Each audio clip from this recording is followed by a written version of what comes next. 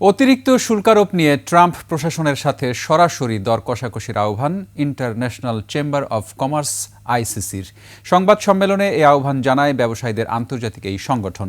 যুক্তরাষ্ট্রে অতিরিক্ত শুল্ক বাংলাদেশসহ বিশ্বজুড়ে ব্যবসা বাণিজ্যে ক্ষতির কারণ হবে বলে আশঙ্কা করছে আইসিসি। মেহেদী হাসানের আরেকটি রিপোর্ট। বর্তমানে কোনো গেল ২ এপ্রিল বিশ্বের অনেক দেশের উপরই পণ্য আমদানিতে বাড়তি শুল্ক আরোপ করে যুক্তরাষ্ট্র।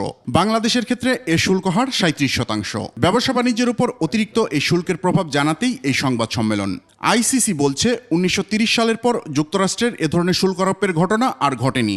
এতে বিশ্ব বাণিজ্য সংকটে পড়বে। আর যা ঘটেছে যুক্তরাষ্ট্রের বাণিজ্য নীতির এক গুরুত্বপূর্ণ মোড় পরিবর্তন, যা বৈশ্বিক অর্থনীতির বড় ধরনের ঝুঁকি তৈরি করেছে। এটি নিঃসন্দেহে বৈশ্বিক বাণিজ্য ব্যবস্থার জন্য একটি ধাক্কা, তবে এটাকে বড় কোনো সংকটে পরিণত নাও হতে পারে।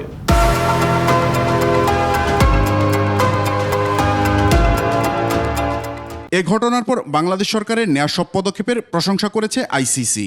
বলছে এর সমাধান বহুপাক্ষিক ফোরামে নয়, হতে হবে দ্বিপাক্ষিকভাবে। মার্কিন শুল্কের প্রভাব নিয়ে আলোচনা করণীয় ঠিক করতে chief adviser doctor Mohammad Yunus দ্রুত জরুরি বৈঠক ডেকেছেন।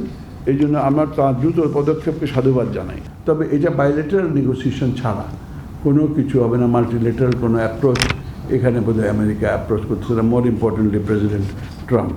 যুক্তরাষ্ট্রের ভোক্তা অধিকার নিয়ে কাজ করা সংগঠনগুলো এরই মধ্যে প্রতিক্রিয়া দেখিয়েছে। এটিকেও ইতিবাচক বলছে ICC. You should always try to overcome. Mehedi Hasan, ২১ television, Dhaka.